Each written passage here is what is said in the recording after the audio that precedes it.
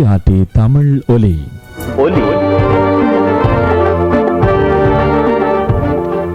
நேயர்களுக்கு வணக்கம். நீங்கள் கேட்டுக்கொண்டிருப்பது பிரான்சிலிருந்து ஒலிபரப்பாகும் டிஆர்டி தமிழொலி. டிஆர்டி தமிழொலியின் இன்றைய நிகழ்ச்சிகள் வரிசையிலே தொடர்கின்றது.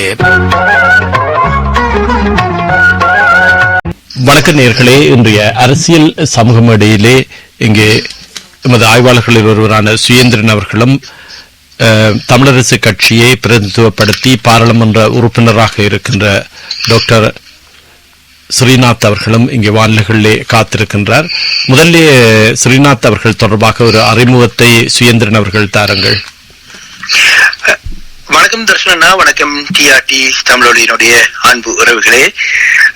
இன்றைய தினம் இலங்கையில் நடைபெற்று முடிந்த உள்ளூராட்சி சபை தேர்தல் பற்றிய நிலவரங்களை நாங்கள் வானொலியிலே அடிக்கடி உங்களுக்காக நேற்றைய தினமும் தந்திருந்தோம். தொடர்ந்து இன்றைய அரசியல் சமூக மேடை நிகழ்ச்சியிலே மட்டக்களப்பு மாவட்ட பாராளுமன்ற உறுப்பினர் வைத்தியர் டாக்டர் ஸ்ரீநாத் அவர்களோடு நாம் நேரடியாக தொடர்பு கொள்ள இருக்கின்றோம். அந்த வகையிலே மட்டக்களப்பிலிருந்து பாராளுமன்ற உறுப்பினர் டாக்டர் ஸ்ரீநாத் இணைத்திருக்கின்றார். வணக்கம் டாக்டர். வணக்கம். தமிழ் உறவுகளுக்கும் உங்களுக்கும் வணக்கத்தை தெரிவித்துக் கொள்கின்றேன். சரி, இலங்கையிலே இப்பொழுது உள்ளாட்சி சபை தேர்தல்கள் முடிவடைந்து வாக்குகள் அனைத்தும் எண்ணப்பட்டு இப்பொழுது கட்சிகள் தங்களுடைய ஆட்சி அமைக்கின்ற திட்டங்களை இப்பொழுது மத்திய குழு மற்றும் செயற்குழு உறுப்பினர்கள் ஆராய்ந்து வருகின்ற இந்த நேரத்திலே வேலைப்பழுக்களின் மத்தியிலும் நீங்கள் எமது வானொலி சேவையோடு இணைந்து ஐரோப்பிய மக்களுக்காக, அதாவது ஐரோப்பிய தமிழ் உறவுகளுக்காக உங்கள் கட்சி சார்ந்தும் ஆட்சி அமைப்பது சார்பாகவும் ஒரு சில கருத்துக்களை நம்மோடு பகிர்ந்து கொள்வதற்காக உங்களை நாம் இணைத்திருக்கின்றோம். முதலிலே வேலைப்பழுக்களின் மத்தியிலே இணைந்து கொண்டதற்கு முதலிலே உங்களுக்கு நன்றிகளை நாம் நேயர்களின் சார்பிலும் எமது டிஆர்டி தமிழொலி வானொலியின் சார்பிலும் தெரிவித்துக் கொண்டு இப்பொழுது நடந்து முடிந்த உள்ளூராட்சி சபை தேர்தலிலே மட்டக்களப்பு மாவட்டத்திலே குறிப்பாக உங்களுடைய பிரதேசத்திலே கூட நீங்கள் அமோக வெற்றியை தமிழரசு கட்சி பெற்றிருக்கின்றது. கடந்த பாராளுமன்ற தேர்தலை ஒப்பிடுகின்ற பொழுது இது ஒரு சில வீழ்ச்சிகள் ஏற்பட்டிருந்தாலும் இது பெரிய ஒரு வெற்றியாக, அதாவது அனுர அரசு சர்வதேசத்திற்கு, அதாவது தமிழ் மக்கள் தங்களோடு தான் இருக்கின்றார்கள் என்பதை பறைசாற்றுவதற்காகவே இந்த தேர்தலை அவர்கள் ஆரம்பித்திருந்தார்கள். இது அவர்களுக்கு ஒரு தோல்வியாக தமிழ் மக்கள் வடக்கிலும் சரி கிழக்கிலும் சரி தமிழ் மக்கள் அவர்களுக்கு ஒரு பாடத்தை கற்பித்து சர்வதேசத்துக்கு தாம் தமிழ் மக்கள் தாம் தமிழ் கட்சிகளோடு தான் இருக்கின்றோம் என்பதை தமிழ் மக்கள் இன்று உணர்ந்திருக்கிறார்கள். அதிலும் வடக்கிலே குறிப்பாக இந்த தேர்தலிலே தமிழ் மக்கள் கூடுதலாக வாக்களித்திருக்கின்றார்கள். அத்தோடு கடந்த தேர்தலிலே மட்டக்களப்பு மக்கள் உங்களுக்கு, அதாவது தமிழரசு கட்சிக்கு கூடுதலான வாக்குகளையும் வழங்கியிருந்தார்கள். இந்த தேர்தல் பற்றியும் கடந்த காலத்திலே இடம்பெற்ற பாராளுமன்ற தேர்தல் பற்றியும் உங்களுடைய கருத்துக்கள் என்ன?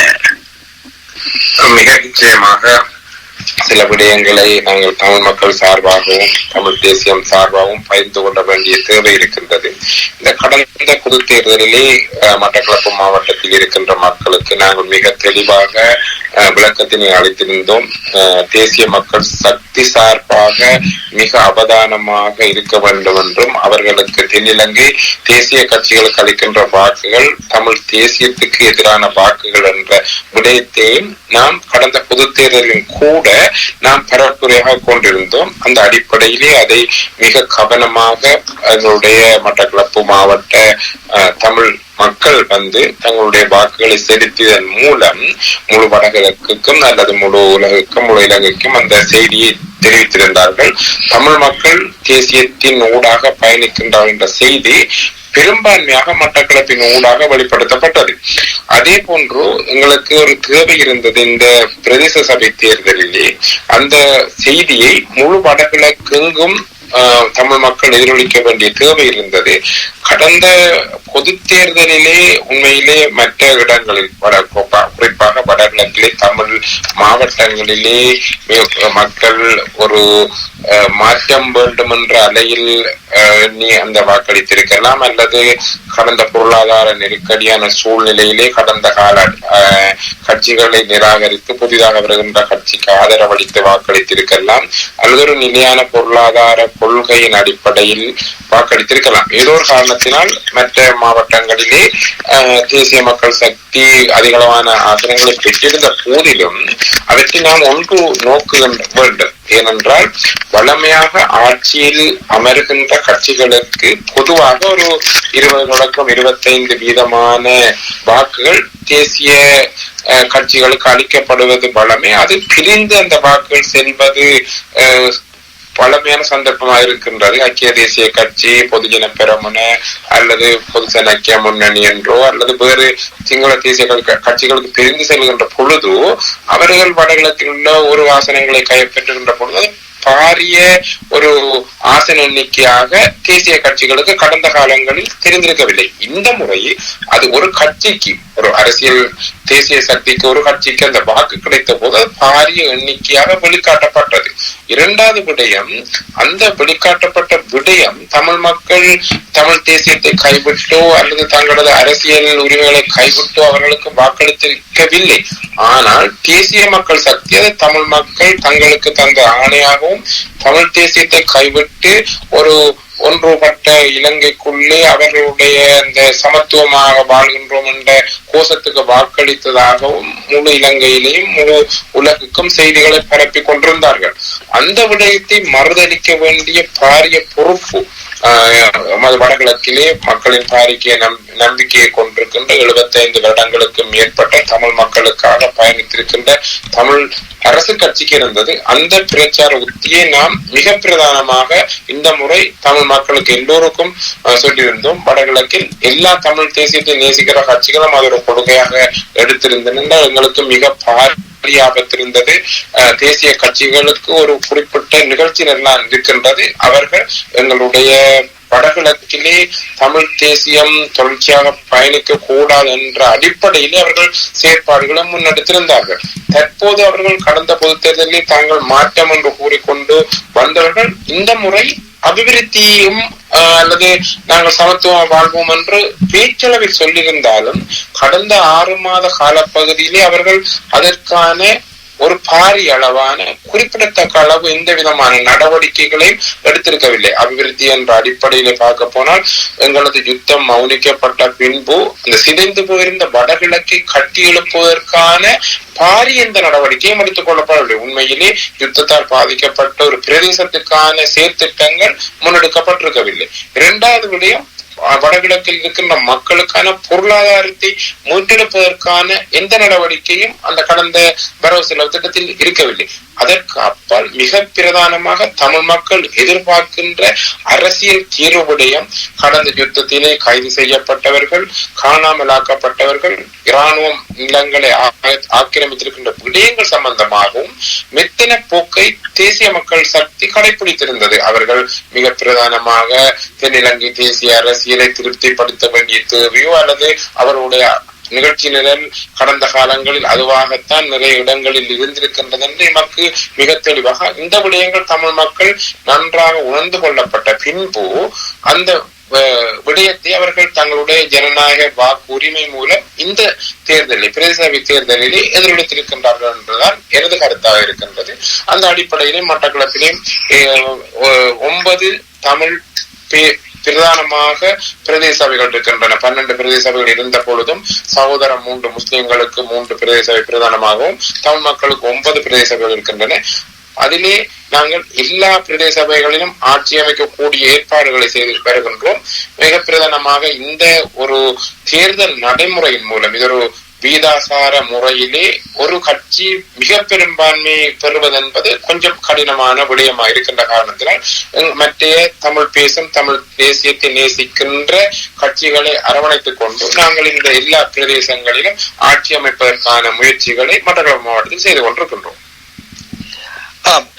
இன்னொரு கேள்வியை உங்களை கேட்கலாம் நினைக்கிறேன். தர்ஷன் அவர்களும் இணைந்திருக்கின்றார். அவரும் ஒரு சில கேள்விகளை உங்களோடு இணைத்துக் கொள்வார். அதாவது இப்பொழுது மட்டக்களப்பு மாவட்டத்தை பொறுத்தவரையிலே மதிப்புக்குரிய பாராளுமன்ற உறுப்பினர் ஸ்ரீநேசன் அவர்கள் இருக்கின்றார், சாணக்கியன் அவர்கள் மற்றும் நீங்கள் 3 இருக்கின்றீர்கள் பாராளுமன்ற உறுப்பினர்களாக. உங்களுடைய கோட்டையாக வாகரை பிரதேச சபை உள்ளடக்கப்படுகின்றது. அத்தோடு மட்டக்களப்பு நகர்பகுதியை அண்டிய பகுதியிலே சிறுநேசன் அவர்களுடைய பிரதேசமாகவும், அங்கு எரிவில் தென் எரிவில் பெற்று சாணக்கியனுடைய பிரதேசமாகவும் அங்கால் எடுத்து காட்டப்படுகின்றது. இருப்பினும் கூடுதலாக உங்களுடைய பிரதேசத்திலே, உங்களை பற்றி நாங்கள் வசைபாடுவதாக அல்ல, இப்பொழுது நீங்கள் புதிதாக பாராளுமன்றத்துக்கு இணைக்கப்பட்டவராக இருந்தாலும், மக்களால் தெரிவு செய்யப்பட்டவராக இருந்தாலும், தமிழரசு கட்சிக்குள்ளே இப்பொழுது சில கருத்து வேறுபாடுகள், பிளவுகள் அண்மை காலங்களிலே ஏற்பட்டு வருவது, அது சர்வசாதாரணம், அனைத்து கட்சிகளுக்கும் இடையில வந்து போவது அது வளமையாக இருந்தாலும், தமிழரசு கட்சியிலே 2 பிரிவுகளாக, அதாவது இவர் சுமந்திரனுடையவர், இவர் அவருடையவர், இவருடையவர் என்ற பாகுபாடுகளுக்கு மத்தியிலே நீங்கள் அனைவரையும் சேர்த்து நடத்த வேண்டும் என்ற ஒரு உள்நோக்குடைய ஒரு பாராளுமன்ற உறுப்பினராக இருப்பதை மட்டக்களப்பு மக்களும் ஊடகங்களும் பல வழிகளிலும் வெளிக்கொண்டு வந்திருக்கின்றார்கள். அதாவது யார் யாராக இருந்தாலும் பரவாயில்லை, நான் மக்களுக்காக செயற்படுவேன் என்று ஒரு ஆணித்தனமாக இயங்குகின்ற ஒரு பாராளுமன்ற உறுப்பினராகவும் மட்டக்களப்பு மக்கள் இன்று பேசி வருவதை நாம் ஊடக வாயிலாகவும் நண்பர்கள் வாயிலாகவும் அறியக்கூடியதாக இருக்கின்றது. இருப்பினும் உங்களுடைய வாகரை பிரதேசத்தை பொறுத்தவரையிலேயே, உங்களுடைய வாகரை பிரதேசத்திலே பிள்ளையாருடைய கட்சிக்கு 7 ஆசனங்களும், தமிழரசு கட்சிக்கு 6 ஆசனங்களும், அருள்வாவினுடைய கட்சிக்கு 3 ஆசனங்களும், முஸ்லிம்களுக்கு 2 ஆசனம், சஜித்துக்கு 1 ஆசனம் கிடைக்கப்பெற்றிருக்கின்றது. அதாவது அனைத்து தொகுதிகளிலும் நீங்கள் வெற்றி பெற்று, உங்களுடைய செல்வாக்கினால், அதாவது உங்களுடைய செல்வாக்கு, மக்களுடைய செல்வாக்கு, உங்களுடைய அண்டியவர்களின் செல்வாக்கினால் நீங்கள் வெற்றி பெற்றாலும் ஒரு கோட்டை, அதாவது வாகரையிலே ஒரு சின்ன ஒரு பின்னடைவு உங்களுக்கு ஏற்பட்டிருக்கின்றது. இதனை நீங்கள் வாகரையிலே ஆட்சி அமைக்க வேண்டும் என்று சொன்னால் நீங்கள் நிச்சயமாக பிள்ளையானுடைய கட்சியோடு இணைய மாட்டீர்கள் என்பது யாவரும் அறிந்த உண்மை. இப்பொழுது ஆட்சி அமைக்கின்ற அரசாங்கத்தோடும் நீங்கள் ஆட்சி அமைப்பதாகவும் இல்லை, அவர்கள் உங்களை சேர்த்துக் கொள்வதாகவும் இல்லை. 2 முஸ்லிம்கள், ஒரு சஜித்துடைய உறுப்பினர் இருக்கின்றார். இவர்களிலே யாரை நீங்கள் தெரிவு செய்வதாக உங்களுடைய மத்திய குழு அல்லது உங்களுடைய குழுக்கள் முடிவெடுத்திருக்கிறது? மிக மிக முக்கியமான விடயம், இந்த மத்திய பிரதேச அல்லது எங்களுடைய தேர்தல்களிலே, உள்ளாட்சி தேர்தலிலே நாங்கள் முன்னணியில இருந்த போதும் வாகரையிலே 2 வட்டாரங்களிலே உண்மையிலே மயிரிழையிலே நாங்கள் 2 ஆசனத்தில் தவறவிட்டிருந்தோம். அதற்குரிய காரணங்களை ஆராய வேண்டிய பொறுப்பு இருக்கின்றது. உண்மையாக வாகரை பிரதேசம் போரினால் ஒரு பாதிக்கப்பட்ட பாரிய அபிவிருத்தி காணப்பட வேண்டிய, அந்த மக்களுக்கு வாழ்வாதாரங்களை கட்டி எழுப்பப்பட வேண்டிய பிரதேசமாக இருக்கின்றது. கடந்த காலங்களிலே அந்த பிரதேசங்களில் இந்த அரசாங்கத்துடன் சேர்ந்திருந்த கட்சிகள் ஒரு வித்தியாசமான அணுகுமுறையை, மக்களுக்கு மிக முக்கியமானது உரிமைகள் அல்ல என்றும் அங்கு சலுகைகள் அல்லது அபிவிருத்தி தான் மிக முக்கியமான என்ற துணிப்பொருளிலே அவர்களுடைய அந்த மக்கள் ஊடாக அந்த கருத்தியலை முன்கொண்டிருந்தார்கள். ஒரு விடயம். 2வது விடயம், இன்று தமிழ் மக்கள் விடுதலை புலிகள் தனி அங்காக கடந்த முறையோட போது இந்த முறை அவர்கள் 3 அணிகள் சேர்ந்திருந்தன. ஒன்று முன்னாள் அமைச்சர் வியாழேந்திரன் அணி மற்றும் கருணாமணி அணி, ஒப்பியான அணிகள் சேர்ந்து அவர்கள் அங்குள்ள மக்களுக்குரிய கடந்த காலங்களில் அவர்களோடு இருந்த பழக்கங்கள் அல்லது தொடர்புகள் மூலம் பல இடங்களிலே பல்வேறுபட்ட வகையான அந்த வெற்றிக்கான அல்லது அந்த வட்டாரங்களை வெல்வதற்கான வழிமுறைகளை பின்பற்றியிருந்தார்கள். இருந்த போதும் அவர்களுக்கு 7 ஆசனங்கள் கிடைத்திருக்கின்றன, எங்களுக்கு 6 ஆசனங்கள் கிடைத்திருக்கின்றன. இந்த முஸ்லிம் காங்கிரசுக்கு 2 ஆசனம், இந்த கட்சி சஜித்தினுடைய கட்சிக்கு 1 ஆசனம் கிடைத்திருக்கின்றது, NPPக்கு 3 ஆசனம் கிடைத்திருக்கின்றது. நாங்கள் அங்கு ஆட்சி அமைத்தலுக்கான உரிமை கோரலை நாங்களும் கேட்க இருக்கின்றோம். உண்மையாகவே தேசிய மக்கள் சக்தி ஒரு கருத்தை வெளியிட்டிருக்கின்றது. நாங்கள் இந்த கட்சிகளுடன் அல்லது தோல்வியுற்ற கட்சிகளுடன் அல்லது தங்களுடைய கொள்கைகளுக்கு ஒத்துக்கொள்ளாத கட்சிகளுடன் சேர்ந்து இயங்குவதில்லை என்ற அடிப்படையிலே உண்மையிலே அவர்களும் தேசிய மக்கள் சக்தியும் தமிழ் மக்கள் விடுதலை புலிகளும் சேர்ந்து செய்யக்கூடிய புரிதல் அடிப்படையில் செல்ல முடியாத சூழ்நிலை இருக்கின்றது. அப்படி இருக்கின்ற பொழுது 7 ஆசனங்கள் 6 ஆசனங்களை வைத்திருக்கின்ற நாங்கள் மற்ற 2 கட்சிகள், அதாவது ஸ்ரீலங்கா முஸ்லிம் காங்கிரசினுடனும் மற்றது தேசிய மக்கள் சக்தியுடன் எங்களுக்கு ஆதரவினை தருமாறு கோரக்கூடிய சந்தர்ப்பம் இருக்கின்றது. இது சம்பந்தமாக இன்னும் உறுதியான முடிவெடுக்கவில்லை. நாளைக்கு நாங்கள் எங்களுடைய வெற்றி பெற்ற வேட்பாளர்களை வட்டாரங்கள் சார்பாக சந்தித்து அங்கு எங்களுடைய ஆட்சி அமைக்கக்கூடிய சூழ்நிலையை ஆராய்ந்து கொண்டு செல்வதற்காக உரிய நடவடிக்கைகளை மேற்கொள்ள இருக்கிறோம். அந்த அடிப்படையில் பார்க்கின்ற பொழுது அவர்கள் சேர்ந்து இயங்காவிட்டால் எங்களுக்கு இந்த 2 கட்சிகள் ஆதரவு தரும் பட்சத்தில் நாங்கள் 9 ஆசனங்களை கொண்டு எங்களுடைய செயற்பாடுகளை ஆட்சி அமைத்தலை முன்னெடுக்க முடியும் என்ற ஒரு எதிர்பார்ப்பு எங்களுக்கு இருக்கின்றது. இருந்த போதிலும் நாளைக்கு நாங்கள் எங்களுடைய வெற்றி பெற்ற வட்டார வேட்பாளர்களுடன் அது பிரதேசத்துக்குரிய கட்சி உறுப்பினர்கள் முக்கிய உறுப்பினர்கள் கலந்து ஆலோசித்து எங்கள் முடிவினை மாவட்ட குழுவின் ஊடாக மத்திய குழுவுடன் கலந்து ஆலோசித்து எங்களுக்கு இருக்கின்றோம். ஆகவே குழுக்களுக்கு மன்னிக்கப்படும் டாக்டர், அதாவது சஜித் அணியில் தெரிவு செய்யப்பட்ட ஒருவர் முஸ்லிமா அல்லது தமிழரா? இல்ல, அது சம்பந்தமாக அவங்களுடையது இதாக இருக்கின்றது, போனஸ் ஆசனமாக இருக்கின்றது. அந்த மேலதிகாசனம் அது அவர்களுடைய தெளிவு பெயர் வரும் பொழுது நாங்கள் அதை அடையாளப்படுத்திக் கொள்ள முடியும். அதாவது நாங்கள் தமிழர்கள் தொடர்ந்து எங்களுக்கு உரிமை வேண்டும் என்பதை தொடர்ச்சியாக வலியுறுத்தி வருகின்றோம். இந்த உரிமையை தொடர்பாகத்தான் ஜனநாயக ரீதியான போராட்டம், ஆயுத போராட்டம் இனி ஜனநாயக ரீதியான போராட்டமாக மாறி இருக்கிறது. ஏற்கனவே இந்த உள்ளூராட்சி சபை தேர்தல்கள் நடைபெற்றிருக்கிறது. நம்மவர்கள் ஆட்சியை கைப்பற்றி நடத்தி இருக்கிறார்கள். இந்த போட்டியிடுகின்ற உள்ளூராட்சி சபை தேர்தலிலே வேட்பாளர்களாக நிறுத்தப்பட்டவர்களுக்கு உள்ளூராட்சி சபைக்கு என்னென்ன அதிகாரங்கள் இருக்கிறது என்பது தொடர்பான ஒரு தெளிவூட்டல் இருக்கிறதா, அல்லது முன்னர் இருந்தவர்களுக்கும் அந்த தெளிவூட்டல் இருந்ததா? மிக நிச்சயமாக அந்த தெளிவூட்டல் படிப்படியாக முற்று முழுதாக அந்த தெளிவூட்டல்கள் கொடுக்கப்படாவிட்டாலும் நாங்கள் அவர்களுடைய தேர்வு நடைபெற்ற சந்தர்ப்பத்தில் அவர்களுக்கு இது சம்பந்தமான தேவையான அறிவுரைகளையும் கடந்த காலங்களில் எங்களுடைய உள்ளூராட்சி சபைகளிலே பொறுப்பாக இருந்தவர்கள், எங்களுடைய பிரதேச சபையின் தலைமை பகுதி வகித்தவர்கள், ஓய்வு பெற்ற எங்களுடைய அந்த பிரதேசத்தில் இருந்த உறுப்பினர்கள் மூலமாக தேவையான அளவு தகவல்களை கொடுத்திருக்கின்றோம். இருந்த போதும் அந்த ஆட்சி அமைப்பதற்கு முன்பு அதற்கு அடுத்த கட்டமாக தேவை ஏற்படில் அல்லது அது சம்பந்தமான அவர்களுக்கு மேலதிகமான அறிவுரைகள் வழங்க வேண்டி ஏற்படுகின்ற சந்தர்ப்பத்தில் அதற்குரிய ஏற்பாடுகளையும் நாங்கள் செய்து கொடுக்க தயாராக இருக்கின்றோம். பிரதேச சபைகளை, உள்ளூராட்சி சபை நீங்கள் சொன்ன மாதிரி பிரதேச சபைகளை முன்னரும் நாங்கள் நம்மோர்களிடம் கைகளில் இருந்திருக்கிறது. ஆனால் அதிலே நீங்கள் பார்க்கிற போது இவ்வளவு வரி வாங்கக்கூடிய அதிகாரங்கள் எல்லாம் கிடைக்க பெற்றிருந்தாலும் அவற்றிலெல்லாம் பெருமளவு ஊழல் நடந்ததான ஒரு குற்றச்சாட்டு தேசியம் சார்ந்து அந்த சபைகளை கைப்பற்றியவர்கள் மட்டத்திலே ஊழல் நடவடிக்கைகள் ஈடுபட்டதாகவே கூறப்படுகிற குற்றச்சாட்டுகள் கூறப்பட்டு வந்திருக்கிறது. அவற்றை தவிர்ப்பதற்காக தற்போது தமிழரசு கட்சி இந்த ஊழல் தொடர்ந்து நடைபெறாத வகையில் தடுப்பதற்கான ஏதாவது திட்டங்களை உருவாக்கி வைத்திருக்கிறார்கள். எங்களை பொறுத்தளவில் நான் கடந்த கால உள்ளாட்சி தேர்தல்களிலே அந்த இதுகளிலே பொறுப்பாக இருந்திருக்கவில்லை. உண்மையாக தமிழரசு கட்சியினுடைய அடிப்படையான கொள்கை ஊழலற்ற, வன்முறையற்ற, லஞ்சமற்ற நடைமுறைகளை எந்த மட்டத்திலும் உள்ளூராட்சி மட்டமா இருந்தாலும் சரி அல்லது பாராளுமன்ற அல்லது மாநசபையில் இருக்கின்ற உறுப்பினர்கள் அதை ஒரு அடிப்படையான கொள்கையாக அடிப்படையான விடயமாக கொண்டவர்களைத்தான் நாங்கள் தேர்ந்தெடுத்திருந்தோம். சில இடங்களிலே அப்படியானவர்கள் சில இடங்களிலே தோல்விவிட்டதற்கு எதிரணியிலே இருந்தவர்கள் தாராளமாக பணப்பிரயோகங்கள் அல்லது வேறு பொருட்களை வழங்கியது காரணமாக இருந்திருக்கலாம். ஆனால் தமிழரசு கட்சி அதை மிக உறுதியாகவும் மிக நிதானமாகவும் கைக்கொள்ளும். கடந்த காலங்கள் கூட தமிழரசு கட்சி இருந்த இடங்களிலே மிக ஒரு பொறுப்பான முறையிலே நடந்ததாகத்தான் நான் அறிந்திருக்கிறேன்.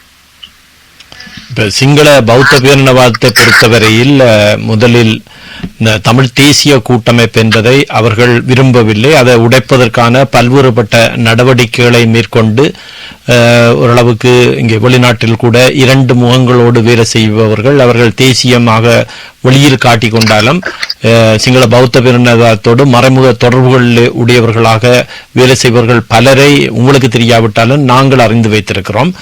ஆகவே அவர்களுடைய துணைகளோடு தேசியம் பேசியே தமிழ் தேசிய கூட்டமைப்பை உடைத்தார்கள். இப்பொழுது அவர்களுக்கு இருக்கின்ற பெரிய தலையடியாக இருக்கிறது மிக பழமையான இலங்கை தமிழரசு கட்சி. அதை எப்படியும் உடைத்துவிட வேண்டும் என்ற சூழலிலே சிங்கள பௌத்த பேரினவாதம் தொடர்ச்சியாக அதற்கான மறைமுக நடவடிக்கைகளை மேற்கொண்டு நம்மவர்களையே வைத்து அந்த இலங்கை தமிழரசு கட்சியை இல்லாமல் செய்வதற்கான முயற்சிகள் மத்தியில் இந்த வெற்றியானது உண்மையிலே பாராட்டுக்குரிய வெற்றியாக பலராலும் பார்க்கப்படுகிற சூழல்ல இலங்கை தமிழரசு கட்சியை உடைக்க விடாது தடுப்பதற்காக உங்களை பொறுத்தவரையில் என்ன விதமான நடவடிக்கைகளை மேற்கொள்ளலாம் என்பதை நீங்கள் உணர்ந்திருக்கிறீர்கள். இப்பொழுது இந்த கட்சிக்குள் பாராளுமன்ற உறுப்பினராக நீங்கள் இருக்கிற போது மறைமுகமாக உங்களுக்கும் தெரிந்திருக்கும் பல்வேறுபட்ட செயற்பாடுகள், வெளி இடங்களிலிருந்து தேசியம் பேசுபவர்களால் கொடுக்கப்படுகிற அழுத்தங்கள், இதனால் இலங்கை தமிழரசு கட்சியை எதிர்காலத்தில் பாதுகாத்துக் கொள்ள முடியுமா அல்லது இலங்கை தமிழரசு கட்சியிலும் பிளவுகள் ஏற்படக்கூடிய ஒரு சூழலில் தான் கட்சி தற்போதும் இருக்கிறதா?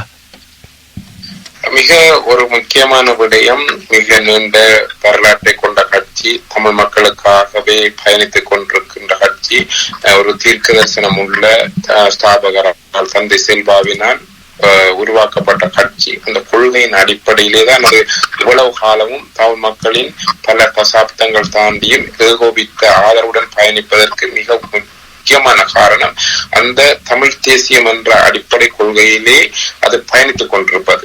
அந்த அடிப்படையிலே உண்மையா ஒரு கட்சியை எடுத்துக்கொண்டால், ஜனநாயகத்தை பேணுகின்ற ஒரு கட்சியை எடுத்துக்கொண்டால் நிச்சயமாக நிறைய கருத்து வேறுபாடுகள், தலைமைத்துவங்களுக்குரிய வித்தியாசமான கருத்து ஒவ்வாமைகள் காணப்படுவது ஒரு ஜனநாயக கட்சியின் பண்பாக இருக்கும். ஆனால் அந்த கட்சி சிதைந்து போய்விடாது. அந்த கட்சியின் கொள்கையிலே பயணிப்பவர்கள் தங்களுக்குள்ளே பல விதமான போட்டிகள் இருந்தாலும் கருத்து வேறுபாடுகள் இருந்தாலும் பயணிக்க வேண்டியது எல்லாருடைய பொறுப்பு. என்னை பொறுத்தளவில் நீங்கள் சொல்லியிருந்தீர்கள் வித்தியாசமான கருத்து வேறுபாடுகள் இருந்தாலும் எல்லோருடனும் நாங்கள் பயணிப்புகின்ற விடயம் தமிழ் மக்களுக்காக, தமிழ் தேசியத்துக்காக என்ற அடிப்படையிலே எல்லோருடனும் சமத்துவமாக அல்ல சமனான முறையிலே பழகி கொண்டால் நாம் எந்த அணி சார்பானவர்களாகவோ அல்லது எவர் சார்பானவர்களாகவோ என்ற நிலப்பாடு இல்லாமல் எவருடனும் அரவணைத்துக் கொண்டு போகக்கூடிய சூழ்நிலை இருந்தால் எதிர்காலத்திலே இந்த கட்சியை தொடர்ச்சியாக பயணிக்க முடியும். தமிழ் மக்கள் ஏனென்றால் கட்சியின் பயணிப்பு அந்த கொள்கை அடிப்படையில் இருந்தால் அதுல உடைவு வருவதற்கு சந்தர்ப்பங்கள் பெரிய அளவிலே நிகழாது. சில நேரங்கள் சில பேர் தங்களுடைய தனிப்பட்ட காரணங்களோ அல்லது விருப்பு வெறுப்பு காரணங்களாகவோ சென்றாலும் கூட தொடர்ச்சியாக இந்த கட்சி அந்த கொள்கையின் அடிப்படையிலே தமிழ் மக்களுக்காக பயணிக்கும் என்ற நம்பிக்கை எனக்கு இருக்கின்றது. எனது பயணமும் அவ்வாறு தான் இருக்கும். எவரும் சாராது அந்த கொள்கையின் அடிப்படையில பயணிக்கின்ற பொழுது நாம் இவரையும் விரோதித்துக் கொள்ள வேண்டிய தேவையில்லை. கட்சியின் உள்ளே வந்து அவர்கள் தங்களுடைய கருத்துக்களை வெளிப்படுத்துவதற்கு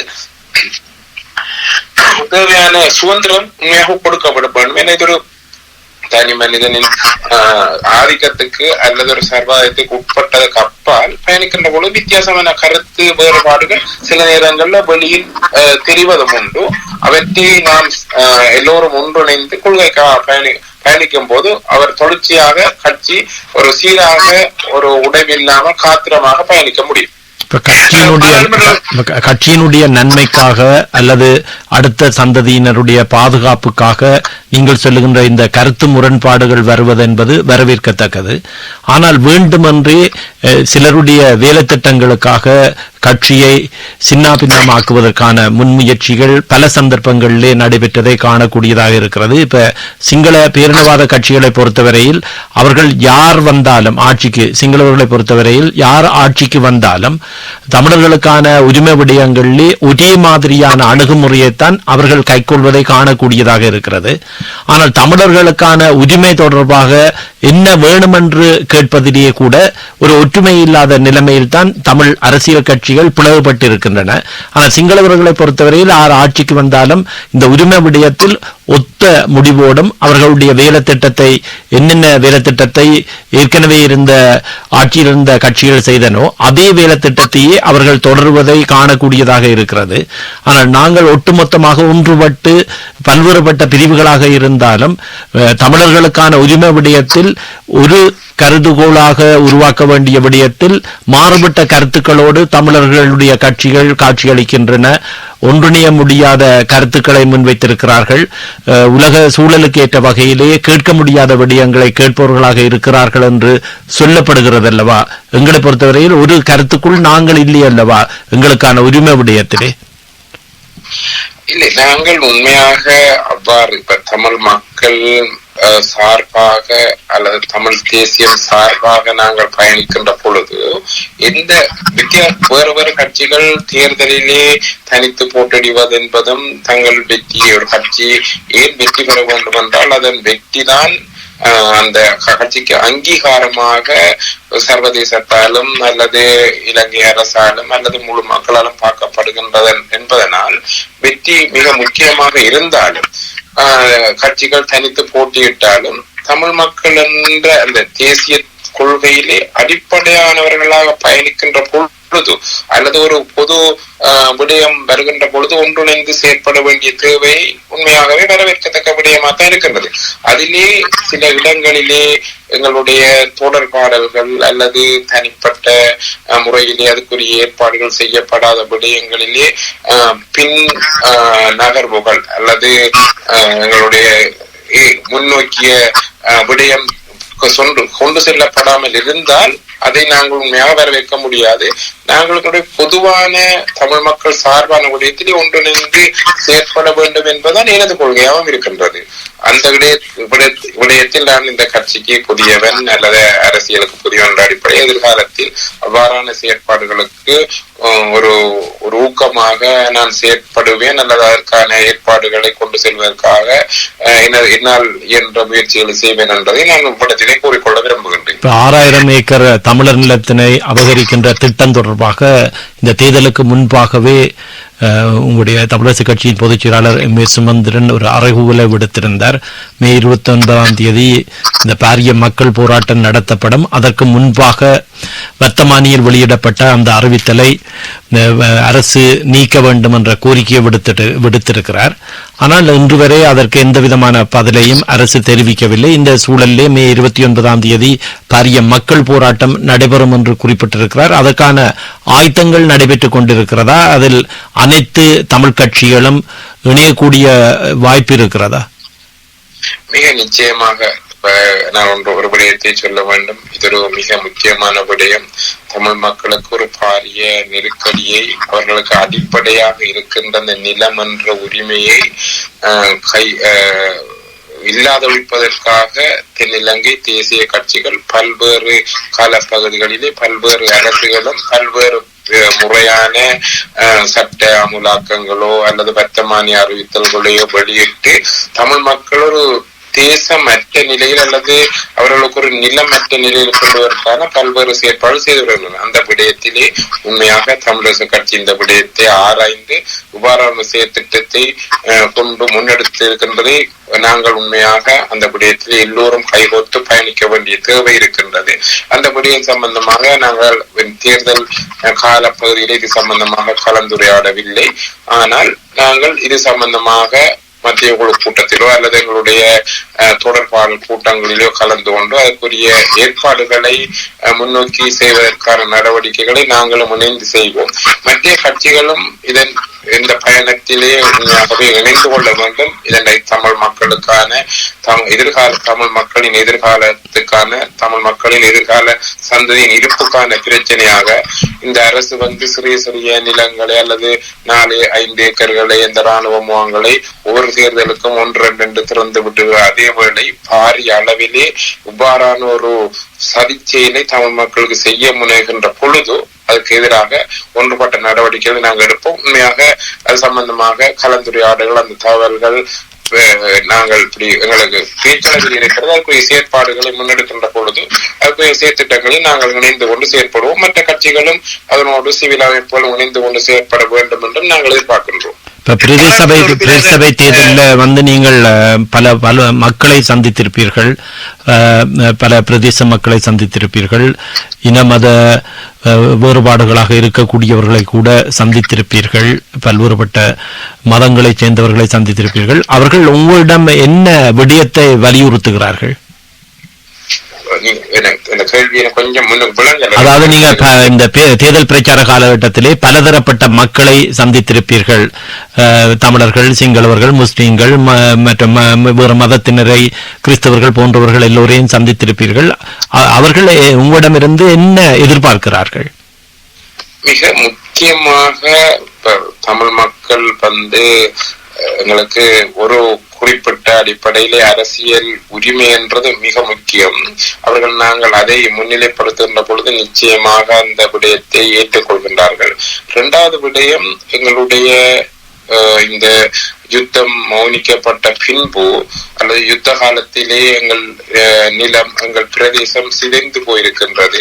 எத்தனையோ குடும்ப உறவுகள் இழக்கப்பட்டிருக்கின்றார்கள், எத்தனையோ பெண்கள் தலைமை தாங்கும் குடும்பங்கள் இருக்கின்றன, எத்தனையோ சிறுவர்களுக்கு தந்தை தாய்கள் இல்லாத நிலை இருக்கின்றது, எத்தனையோ பேர் மாற்றுத்திறனாளிகளாக இருக்கின்றார்கள். அவர்களுடைய அந்த வாழ்வாதாரம் கட்டியெழுப்பப்பட வேண்டும் என்பதும், எமது பிரதேசம் பொருளாதாரத்தில் ஒரு ஸ்திரத்தன்மையாக மாற்றமடைய வேண்டும் என்ற எதிர்பார்ப்பு அவர்களிடம் நிச்சயமாக இருக்கின்றது.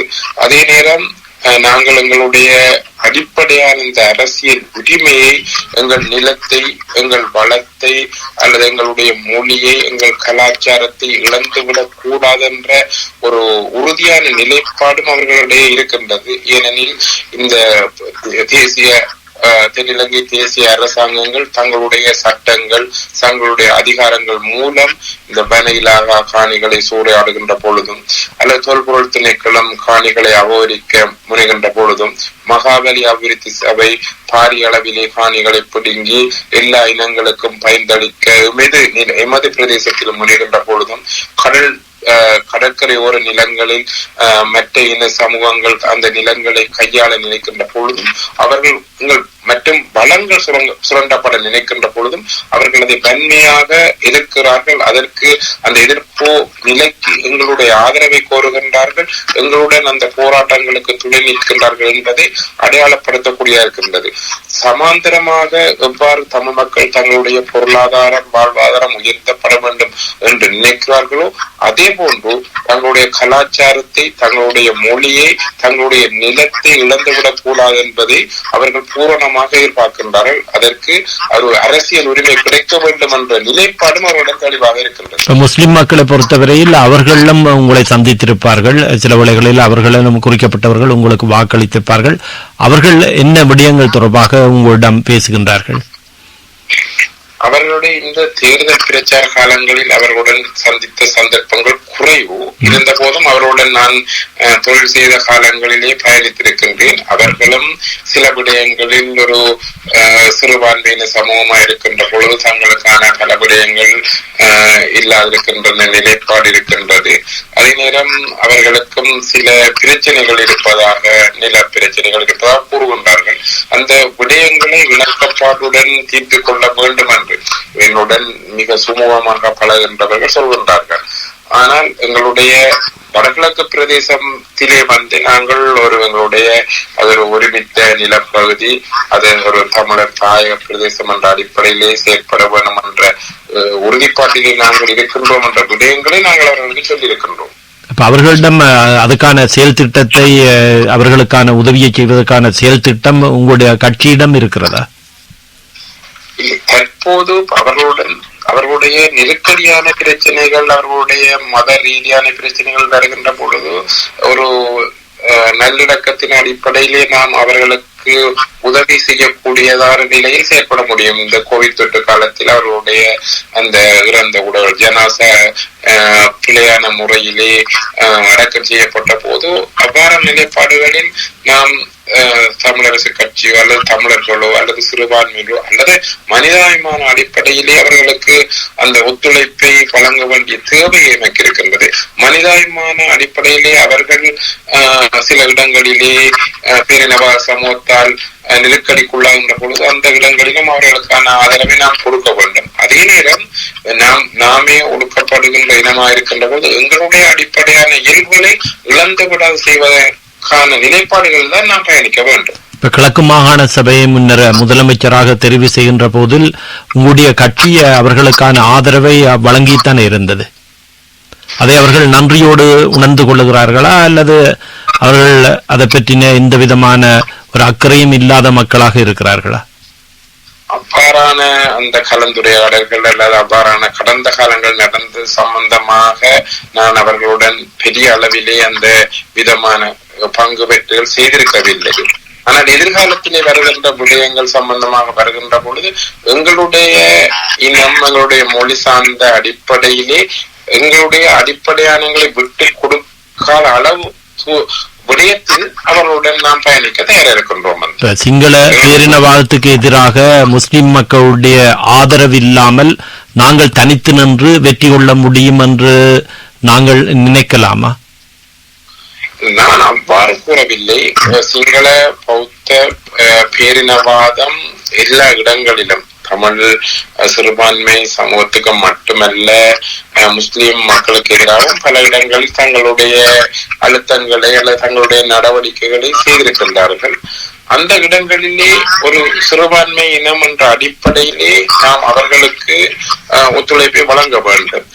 ஆனால் அவர்கள் ஒரே நிலப்பகுதியில் வாழ்கின்ற அவர்களாக இருக்கின்ற பொழுது எங்களுடைய அடிப்படையான நிலம் என்ற விடயங்களையோ எங்களுடைய அடிப்படையான கலாச்சாரம் என்ற விடயங்களையோ இழந்து விடாது நாம் பயணிக்க வேண்டிய தேவை இருக்கின்றது.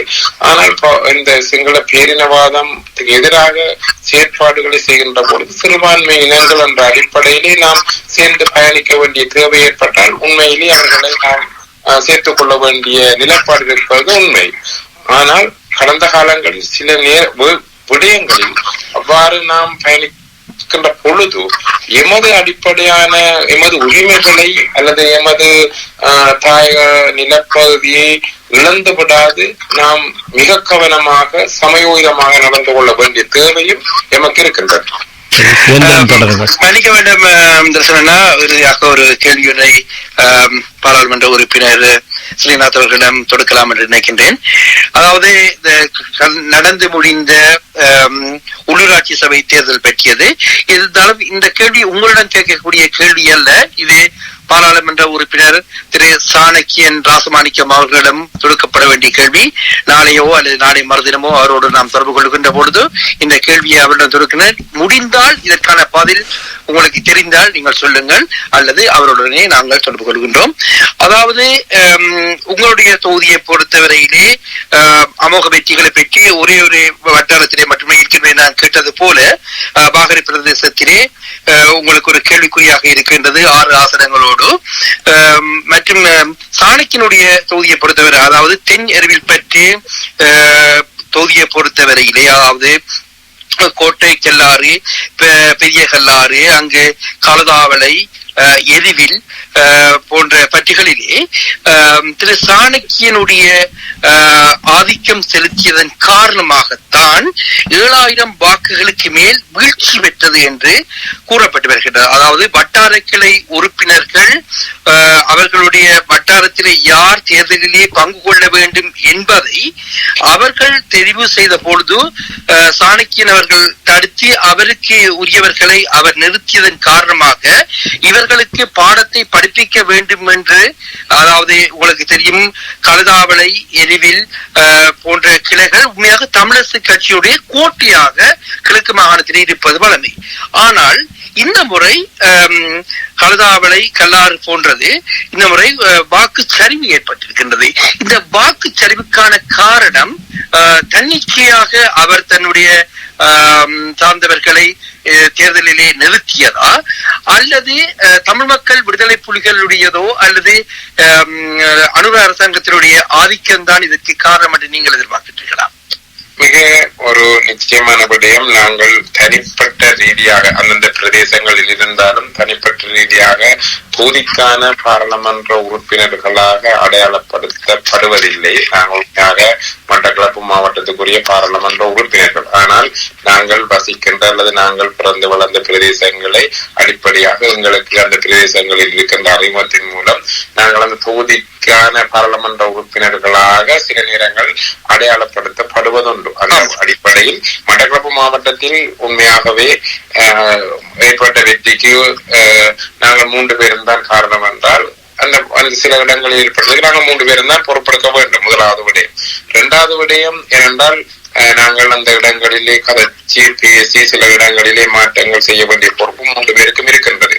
மற்றும் இன்னொரு விடயம், சில இடங்களிலே வாக்குகள் கூடுவதும் குறையும். ஒட்டுமொத்தமான அடிப்படையிலே நீங்கள் சொன்ன அந்த 7000 வாக்கு வித்தியாசம் என்பது மிக பிரதேச சபை அல்லது உள்ளூராட்சி மன்ற தேர்தல் என்பதும் பார்லமெண்ட் தேர்தல் என்பதும் சற்று வித்தியாசமாக அந்த வட்டாரங்களிலே தனிப்பட்ட ரீதியாக செல்வாக்கு செலுத்துபவர்கள் அல்லது அந்த ரீதியிலே அந்த மக்களுக்கான தொடர்புகளை பேணியவர்கள் உறவுகள் நட்புகளுக்காக வாக்குகள் அளிக்கப்படுகின்ற பொழுது வாக்கு சிதறல்கள் உள்ளூராட்சி தேர்தல்களில் மிக அதிகமாக இடம்பெறுவது ஒரு தவிர்க்க முடியாத விடயமாக இருக்கும். ஆனால் இந்த பிரதேசங்களிலே முந்தைய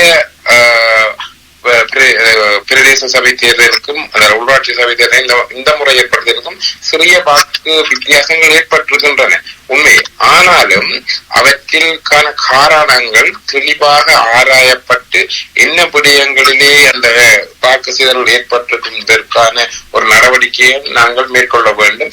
எழுந்தமானமாக எவரையும் அதுதான் காரணம் என்று கூறிவிடுவது பிற்காலத்திலே சரியான காரணங்கள் அறியப்படுகின்ற பொழுது ஒரு அசௌகரியமான நிலை ஏற்படும். நான் அவ்வாறு தனிப்பட்ட ரீதியில் அந்த விடயத்தை உண்மையாக பார்க்கவில்லை.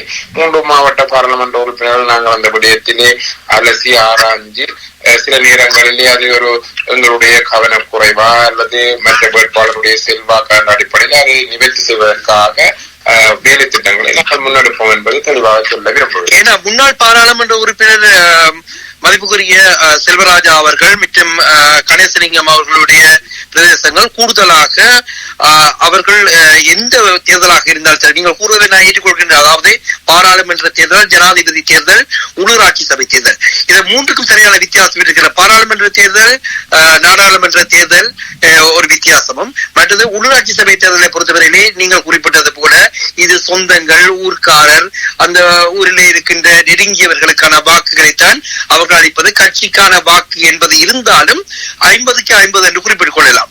ஆனால் முன்னாள் பாராளுமன்ற உறுப்பினர் செல்வராஜா, கணேசலிங்கம் போன்றவர்கள் இருந்த காலத்திலே அவர்களுக்கு கடைசி வரை, அதாவது உள்ளூராட்சியாக இருந்தாலும் சரி, பாராளுமன்ற தேர்தலாக இருந்தாலும் சரி, அல்லது ஜனாதிபதி தேர்தலாக இருந்தாலும் சரி, இந்த வாக்கு விதத்திலே இப்படியான வித்தியாசம் ஒரு காலமும் ஏற்பட்டதில்லை. அப்ப நான் எதிர்பார்க்கிறேன், பிள்ளையாருடைய கட்சி நிறுத்தியவர் ஒரு பிரபல்யமானவரா அல்லது இதற்கான காரணம் என்பதை நீங்கள் இனி வருகின்ற காலங்களிலே ஆராய்ந்தீர்கள் என்று சொன்னால், தென்னறிவில் பற்றி பிரதேச சபை, அதாவது ஏற்கனவே சொன்னது போல கல்லாறு, எருவில், கழுதாவளை போன்ற பகுதிகள் தமிழரசு கட்சியினுடைய கோட்டைகளாக மீண்டும் மாறுவதற்கான சாத்தியங்கள் இருக்கின்றது என்பதற்காகவே இந்த கேள்விகளை கொடுத்தேன். இதை எவருக்கும் ஒரு பிரச்சனை கொடுப்பதான கேள்விகளாக நீங்களே ஏற்றுக்கொள்ள கூடாது என்பதை என்னுடைய தாழ்வான வேண்டுகோள். மிக நிச்சயமாக நீங்கள் சொன்ன இந்த விடயங்கள் மிக கவனமாக ஆராயப்படும். எமது நோக்கமும் அந்த எமது பிரதேசத்திலே தமிழ் தேசிய பெற்றுள்ள இந்த வாக்காளர்களை கட்டி அரவணைத்து கொண்டு செல்ல வேண்டிய பாரிய பொறுப்பு இருக்கின்றது. அது எந்த காரணங்களாக அடையாளப்பட்டாலும் அவற்றை நிவர்த்தி செய்வதற்காக நாங்கள் எந்த விதமான விட்டு கொடுத்தல் ஊடாக அவற்றை செய்வதற்கான நடவடிக்கைகளை எதிர்காலத்திலே மேற்கொள்வோம். இதை நாங்கள் சுமூகமான கலந்துரையாடல்கள், சுமூகமான விட்டுக் கொடுப்புகள் மூலம் செய்யக்கூடியதாக இருக்கும். சில நேரங்களிலே மற்ற வேட்பாளர் ஏன் அவருக்கு அந்த ஆதரவு இருந்தது, எந்த இடத்திலே எங்களுடைய வேட்பாளரால் அதை வெற்றி கொள்ள முடியாமல் போனதுக்குரிய விடயங்களை நாங்கள் ஆராய்ந்து அந்த விடயங்களிலே எதிர்காலத்திலே மிகச்சிறந்த ஒரு நடவடிக்கையை, மிகச்சிறந்த ஒரு கட்டமைப்பு ரீதியான செயல்முறையை நாங்கள் மேற்கொள்வோம். நன்றி. அதாவது வேலைப்பளுக்களின் மத்தியிலும் எமது நிகழ்ச்சி சுதந்திரன் சில கேள்விகள் இருக்கிறது. அதாவது மட்டக்களப்பு மாதவன மயிலத்தமடு மேய்ச்சல் தர பிரச்சனை தொடர்பாக நீதிமன்ற தீர்ப்பு வழங்கியதன் பின்னரும் நீதிமன்ற தீர்ப்பை ஏற்றுக்கொள்ளாத நடவடிக்கைகள் தான் அங்கு நடைபெறுகின்றன. ஒரு நீதிமன்றத்தினுடைய தீர்ப்பை ஏற்றுக்கொள்ளாதது தொடர்பாக பாராளுமன்றத்திலே இது தொடர்பாக கேள்வி எழுப்ப முடியாதா? அதாவது இலங்கையினுடைய நீதிமன்றம் வழங்கிய தீர்ப்பை நடைமுறைப்படுத்துவதில் ஏன் சிக்கல் இருக்கிறது? அவ்வாறு அவர்கள் நடைமுறைப்படுத்தவில்லை, நீதிமன்ற தீர்ப்பை ஏற்றுக்கொள்ளவில்லை என்றால் அடுத்த கட்டமாக என்ன செய்யலாம் என்று உங்களை பொறுத்தவரையில் பாராளுமன்ற உறுப்பினராக இருக்கக்கூடிய உங்களிடம் அவர்கள் தொடர்பு கொள்ளவில்லையா? நிச்சயமாக நாங்கள் அந்த பண்ணையாளர் சங்கங்களுடன் தொடர்பு கொண்டிருக்கின்றோம். இப்போது அந்த விடயங்களிலே நாங்கள் பல தடவைகளிலே பாராளுமன்றத்தில் குரல் எழுப்பியிருக்கின்றோம். அமைச்சரவை சம்பந்தமான கூட்டங்களிலும் இது சம்பந்தமாக நாங்கள் பங்கு பெற்றி பாராளுமன்ற உறுப்பினர் அடிப்படையிலே கேள்வி எழுப்பியிருக்கின்றோம். இந்த அரசு தாங்கள் இப்போது தான் வந்திருப்பதாகவும் அதுக்குரிய நடவடிக்கைகளை சட்ட ரீதியாக ஆராய்ந்து முன்னெடுப்பதாகவும் பல தடவைகளில் கூறியிருக்கின்றார்கள். இந்த விடயங்களிலே எங்களுக்கு பல வழக்குகள் எங்களுடைய முன்னாள் பாராளுமன்ற உறுப்பினர்கள் மற்றும் பாராளுமன்ற உறுப்பினர்கள் எங்களுடைய ஆதரவாளர்களுக்கு நடந்து கொண்டிருக்கின்றது. அவற்றை இந்த காலப்பகுதியிலே முடிவிட்ட என்றால் நீண்ட காலம் அல்ல, அதை வெற்றி கொண்ட பின்பு இதுக்குரிய நடவடிக்கையை மிக விரைவாகவும் துரிதமாகவும் எடுப்பதற்குரிய ஏற்பாடுகளை செய்வோம். ஏனென்றால் பல விடயங்கள் சட்ட ரீதியான விடயங்களை நீங்கள் சொன்னது போன்று அல்லது நாங்கள் சொன்னது போன்று அவங்க இந்த தேசிய அரசுகளுக்கு ஒரே கொள்கை, இந்த நிலம் விடயங்களிலே தமிழ் மக்களின் அடிப்படையான நில ஆக்கிரமிப்பை செய்வதன் மூலம் இன வீதாசாரத்தை மாற்றி அமைத்து தமிழ் மக்களை ஒரு நிற்கதியான நிலையை கொண்டு செல்வது என்பது அடிப்படையாக இந்த கட்சியாக இருந்தாலும் முன்னிய கட்சிகளாக இருந்தாலும் தெளிவானது என்பது அவருடைய நடவடிக்கைகள் மூலம் தெரிகின்றது. இதற்காக அடுத்த கட்டமாக நாங்கள் சட்டத்தின் ஊடாக அல்லது மக்களின் பொதுஜன போராட்டங்களின் ஊடாக கொண்டு செல்வதா என்பதை பற்றி சிந்தித்து அதற்குரிய நடவடிக்கைகளை முன்னெடுப்போம். நீதிமன்ற தீர்ப்பை அவர்கள் நடைமுறைப்படுத்தவில்லை என்றால் மீண்டும் நீதிமன்றத்துக்கு போகலாம் தானே? நிச்சயமாக போகலாம். அந்த ஆரம்ப காலங்களில் இருந்த குடியேற்றங்களை விட மிக குறைந்த குடியேற்றங்கள் தான் இப்போது இருக்கின்றன. அவர்களும் தற்போது அந்த இடங்களில் இருந்து வெளியேறாவிட்டால் நாங்கள் மீண்டும் அந்த நீதிமன்றத்தின் ஊடாக செல்ல வேண்டிய நிலை இருக்கின்றது. அதுக்குரிய ஏற்பாடுகளை மிக விரைவாக செய்வதற்குரிய நடவடிக்கையை நாம் மிக விரைவில் எடுப்போம். அடுத்த இன்னொரு பிரச்சனை, இங்கே புலம்பெயர்ந்து வாழ்பவர்கள், நீங்கள் ஒரு பாராளுமன்ற உறுப்பினர் என்ற அடிப்படையில் அவர்களுக்காக குரல் கொடுக்கலாம். அவர்களுடைய இலங்கை கடவுச்சீட்டை, அதாவது காலாவதியான கடவுச்சீட்டை மீண்டும் புதுப்பித்துக் கொள்வதற்கு அவர்கள் எவ்வளவோ முயற்சி செய்தாலும் 2 வருடம், சில பேருக்கு 3 வருடம் கூட ஆகிறது. ஆனால் அவர்கள் தங்களுடைய இலங்கையில் உள்ளவர்களிடம் லஞ்சமாக பெருமளவு பணத்தை, கிட்டத்தட்ட 1000 யூரோக்கு மேற்பட்ட பணத்தை கொடுக்கிற போது ஒரு நாளிலே கொடுத்து விடுகிறார்கள். அப்ப இந்த அரசு தாங்கள் லஞ்சத்துக்கு எதிரான அரசு என்று குறிப்பிடுகிற போது கூட இன்று வரையில் 2 வருஷத்துக்கு மேற்பட்ட வகையிலே பலருடைய கடவுச்சீட்டுகள் இன்னும் பெற்றுக்கொள்ள முடியாத சூழல்ல அவர்களுக்கு இந்த நாட்டு அரசாங்கத்தினுடைய வதிவிட அனுமதி பத்திரத்தை பெறுவதில் பிரச்சனை, அதைவிட சமூக கொடுப்பனவுகளை பெறுவதில் பல்வேறுபட்ட சிக்கல்கள் இருக்கின்றன. அவை அரசாங்கத்திலும் கேட்க முடியாத உங்களுடைய வரையறை என்ன, எவ்வளவு காலத்தில் ஒரு வெளிநாட்டு வதிவிட அனுமதி பத்திரத்தை வெளிநாட்டு கடவுச்சீட்டை புதுப்பிப்பதாக இருந்தால் இவ்வளவு கால அவகாசம் ஏன் இவ்வாறு? அதாவது லஞ்சம் கொடுத்தால் ஒரு நாளிலேயே கிடைக்கிறது, லஞ்சம் கொடுக்காவிட்டால் 1 வருடம் 2 வருடம் என்றெல்லாம் நீண்ட காலமாக அவர்கள் காத்திருக்க வேண்டிய சூழல் இருக்கிறது. அதற்கு ஒரு தீர்வை தர முடியுமா? அதை எவ்வாறு விரைவாக பெற்றுக் கொள்வதற்கு என்ன நடைமுறை என்பதை நீங்கள் கேள்வியாக கேட்க முடியாதா? நிச்சயமாக கேட்க முடியும். இது சம்பந்தமான எல்லா தகவல்களை நீங்கள் தாருங்கள். லஞ்சமாக கொடுத்திருந்தால் அந்த தகவல்களையும் தாருங்கள். இது சம்பந்தமாக பாராளுமன்றத்தில் மட்டுமல்லாது பொது மக்கள் பாதுகாப்பு அமைச்சு சம்பந்தமான கூட்டங்கள் பாராளுமன்றத்தில் நடக்கின்ற பொழுது இது சம்பந்தமாக கேள்வி எழுப்புகின்றோம். இது சம்பந்தமாக எழுத்து மூலமாகவும் கேட்க முடியும். நிச்சயமாக இது சம்பந்தமான எல்லா தகவல்களையும் தாருங்கள். இத்தனை பேருக்கு இது சம்பந்தமாக தேவைப்படுகின்றது என்று நான் அடுத்தடுத்த வருகின்ற பாராளுமன்ற அமர்வு இல்லாவிட்டாலும் அதுக்கடுத்த அமரிலாவது இது சம்பந்தமான கேள்விகளை பொதுமக்கள் பாதுகாப்பு அமைச்சுக்கும் பாராளுமன்றத்திலும் எழுப்புகின்றேன். அவ்வாறு சிலருடைய பிரச்சனை என்னவென்று சொன்னால், உங்களுடைய அடையாள அட்டையில தவறு இருக்கிறது இது என்று சொல்லுகிறார்கள். ஆனால் பணம் கொடுத்தால் எந்த விதமான தவறும் இல்லாமல் உடனடியாகவே கொடுத்து விடுகிறார்கள். அது உண்மையிலே இந்த அரசாங்கம் ஊழலா ஒழிப்பதாக சொல்லிக் கொண்டிருந்தாலும் பல அரச கட்டமைப்புகளிலே அது முற்றாக ஒழிக்கப்பட்டதாக அறியக்கூடியதாக இல்லை. ஏனெனில் பல இடங்களில் ஊழல் செய்தவர்கள் என்று அந்த ஊழல் ஒழிப்பு பணியர்களால் கைது செய்யப்படுற சம்பவங்கள் கடந்த காலங்களில் நடந்து கொண்டும் இருக்கின்றன. ஆனால் அரசு இது சம்பந்தமாக தமிழ் மக்கள் வழியில் இருப்பது அசமந்த போக்கில் இருக்கின்றார்களா அல்லது பாராமட்சமற்ற முறையில் இது நடவடிக்கை எடுப்பார்களா என்று எதிர்காலத்திலே நாங்கள் இது சம்பந்தமாக தொடர்ந்து அவதானித்து இது சம்பந்தமாக கேள்வி எழுப்பி அதுக்குரிய நடவடிக்கைகள் மேற்கொள்வதற்கு தேவையான விடயங்களை முன்னெடுப்போம். ஆகவே இப்பொழுது கேட்டுக்கொண்டிருக்கின்ற நேயர்கள் இந்த கடவுச்சீட்டை புதுப்பிப்பதிலே இருக்கின்ற பிரச்சனை தொடர்பாக நீண்ட காலம் எடுத்தவர்கள் இவருடன் தொடர்பு கொள்வீர்களாக இருந்தால் பாராளுமன்ற உறுப்பினர் உங்களுக்காக குரல் கொடுப்பார். ஆகவே அவரோட தொடர்பு கொண்டு அதற்கான ஆதாரங்களை அனுப்ப முடிந்தவர்கள் அனுப்பி வைக்கலாம் என்பதையும் தெரியப்படுத்துகிறோம். நிச்சயமாக நீங்கள் சம்பந்தமாக விடயங்கள் இருந்தால் நீங்கள் எனக்கு ஒரு தரம் தாருங்கள் அல்ல தெரியப்படுத்துங்கள். தொடர்ந்து நாங்கள் இது சம்பந்தமாக நடவடிக்கைகளை முன்னெடுக்கக்கூடிய செயற்திட்டங்களை வகுத்துக் கொள்வோம். வேலைப்பழுக்களின் மத்தியிலும் அதாவது இப்பொழுது ஆட்சி அமைப்பது பற்றி உங்களுடைய கட்சிகளோடு இணைந்து பேசக்கூடிய இந்த நேரத்திலே எமது ஐரோப்பிய வாழ் தமிழ் உறவுகளுக்காக இணைந்து உங்களுடைய கட்சியினுடையதும் எதிர்கால திட்டங்கள் பற்றியும் எமது வானொலி ஊடாக செவியை வழங்கியதற்கு மட்டக்களப்பு பாராளுமன்ற உறுப்பினர் மதிப்புக்குரிய வைத்தியர் திரு ஸ்ரீநாத் அவர்களுக்கு கலைக உறவுகளின் சார்பிலும் நேயர்களின் சார்பிலும் நன்றிகளை தெரிவித்துக் கொள்கின்றோம். நன்றி ஐயா. நன்றி. நாம் தொடர்ந்து எங்களுடைய தொடர்புகளையும் பேணிக் கொள்வோம்.